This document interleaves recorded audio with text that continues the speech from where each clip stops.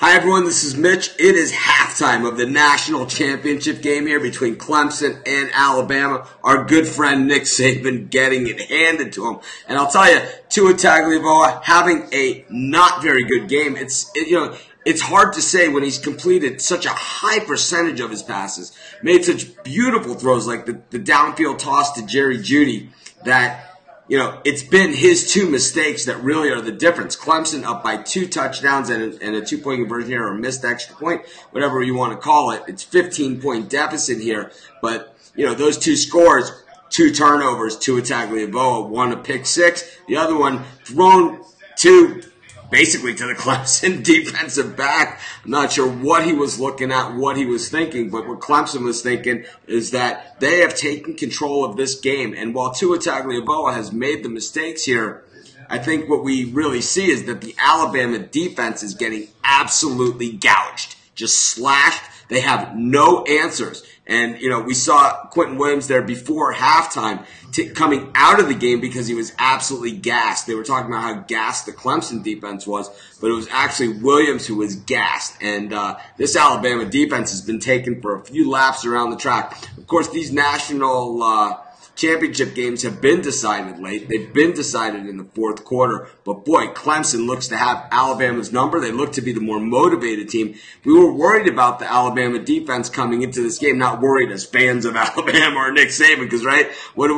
We're changing the channel, if this one gets out of hand, because that's what Nick Saban, tells us we can't do, right? Can't leave early. We can't change the channel. But tough shit, Nick. This one, Clemson scores 2 more touchdowns with no more answers. We're changing the channel. Matter of fact, we're in Vegas. We're going to go shoot some dice because this one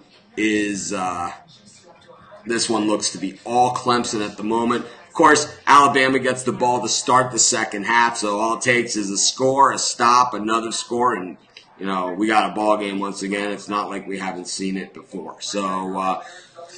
Very interesting game. I gave out the under for the game on my live show this morning. I have to apologize for that. That is going to go down as one of the lousy picks that I've given out on my live show. Not the first bad pick I've given out there. Certainly won't be the last. But at the same time, overall, I think we've done pretty well.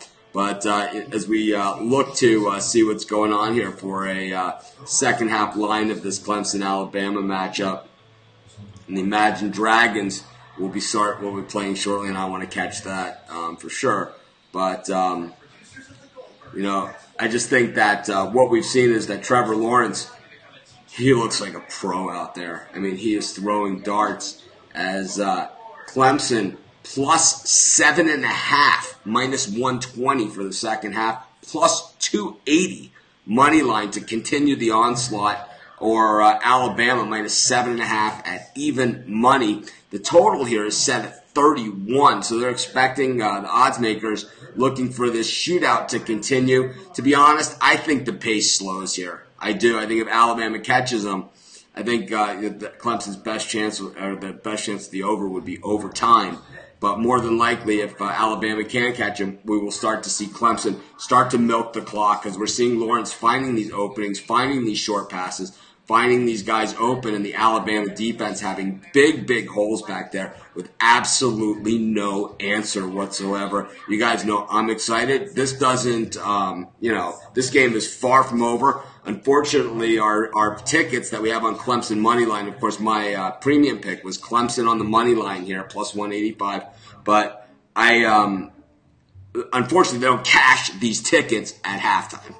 So we're not in luck as far as that goes. But I think the 31 for the second half, I think the under is the play in that one. I think that we continue to ride Clemson here. We'll take the 7.5 points. I'm going to do a small money line play as well at plus 280 for the second half. I think Clemson continues the onslaught because I think Alabama's going to make some adjustments, but I think Clemson can make some adjustments, just like they did after that first drive where they went 3 and out. They made some adjustments. They settled their nerves, and I'll tell you what, Alabama has few answers as far as matchup goes.